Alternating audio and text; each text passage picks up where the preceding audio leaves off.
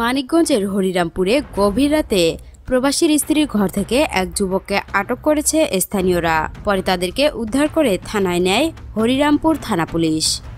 স্থানীয় ও প্রবাসীর পরিবার সূত্রে জানা যায়, আনুমানিক ৬ বছর আগে উপজেলার বাল্লা ইউনিয়নের ঝিটকা উজানপাড়া এলাকার খোরশেদ আলমের ছেলে মোহাম্মদ শামীমের সাথে বিয়ে হয় শিবালয় উপজেলার রূপসা নীলগ্রামের হক সাহেবের কন্যা রিঙ্কি আক্তারের, যাদের ঘরে রয়েছে ৪ বছর বয়সী একটি ছেলে সন্তান। এমতো অবস্থায় দীর্ঘদিন ধরে রিঙ্কি পরকীয়ায় আসক্ত ছিলেন, যা নিয়ে পারিবারিকভাবে কয়েকবার সমাধানের চেষ্টা চালিয়েও তা ফেরানো সম্ভব হয়নি। রিঙ্কির স্বামী শামীম ১.৫ বছর ধরে মালয়েশিয়ায় কর্মরত হওয়ার সুবাদে একই ইউনিয়নের ভাদিয়াখোলা গ্রামের আলতাবের ছেলে খায়রুলের সাথে পরকীয়ায় জড়ান রিঙ্কি।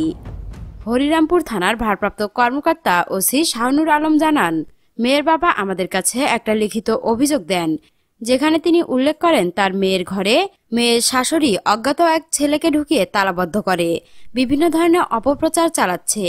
এ অভিযোগের ভিত্তিতে ঘটনাস্থলে পুলিশ পাঠিয়ে দুজনকেই থানায় নিয়ে আসা হয়। পরবর্তীতে নিজ নিজ অভিভাবকদের হাতে ছেলে মেয়েকে তুলে দেয়া হয়। এ ব্যাপারে একটি সাধারণ ডায়েরি করা হয়েছে। পরবর্তীতে ওই মেয়ের স্বামী দেশে এসে লিখিত অভিযোগ দেন। সেক্ষেত্রে তদন্ত সাপেক্ষে আইনগত ব্যবস্থা নেওয়া হবে।